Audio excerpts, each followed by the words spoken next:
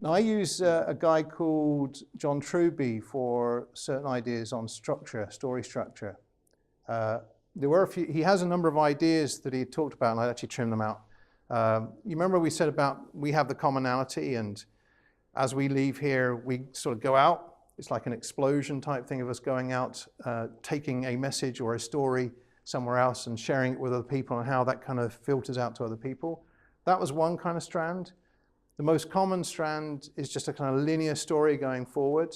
Others kind of meander around as people sort of have all kinds of conflicts and they can't quite reach their goals. And there's another one which is a kind of spiral.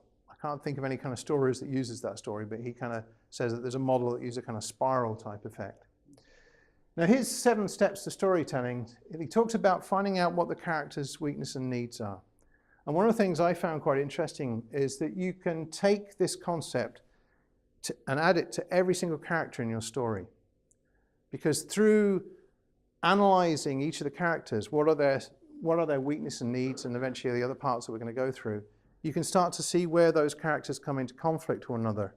And that can help you develop a kind of story, which is where both these story ideas sort of developed. I had a core theme, and then as I introduced new characters, because in the real world there never seems to be any real baddies.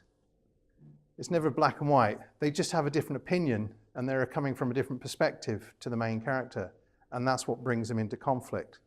And I think that's an important, and it means that you're making kind of 3D characters, realistic characters, nice rounded characters, as a kind of do you remember the old black and white sort of films from maybe the 30s, 40s, where the cowboy had the big white hat and the baddie had the big black hat? Well, things aren't always that black and white. There's lots of grays in between.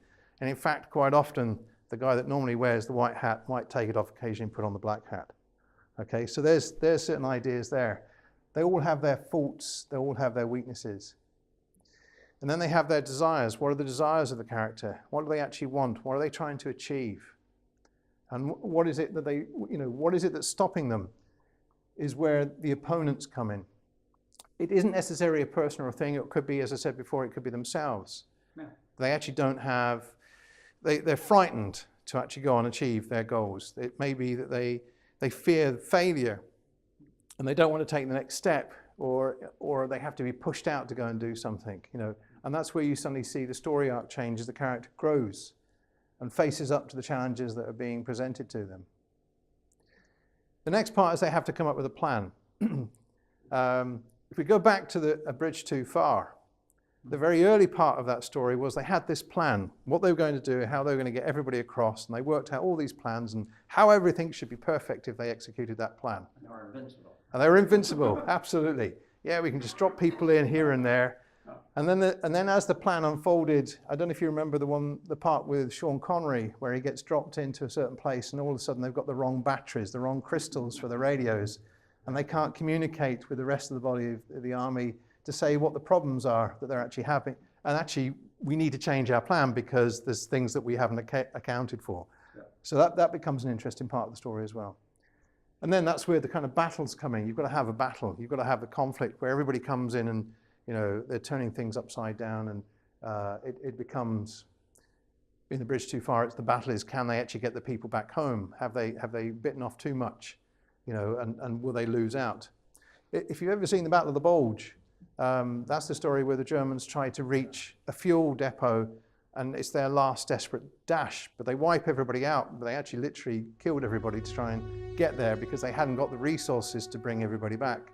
And that was the kind of battle they had. So when the Allies realized in the movie, they destroyed the depot, which meant the Germans couldn't actually achieve their goal.